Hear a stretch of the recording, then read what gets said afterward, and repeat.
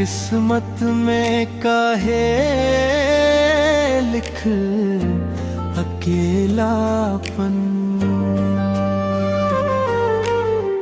जिनके चाहनी जान से ज्यादा बन गइल परायापन।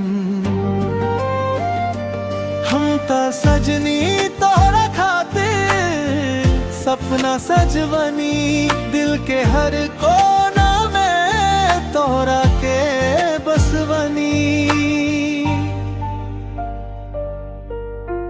बाकिर तू छोड़ के चल गइलू चुपचाप। दिन बंधु रोवे अब हर एक रात है।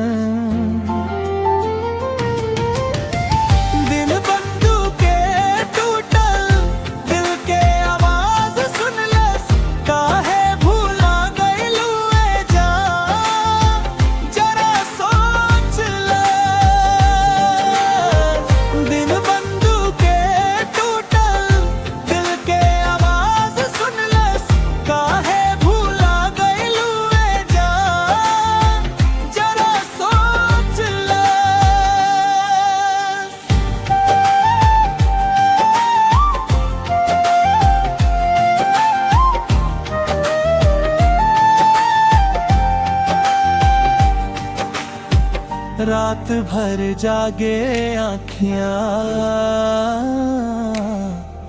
भींजे तकिया। तू बिना सुना लागे दुनिया।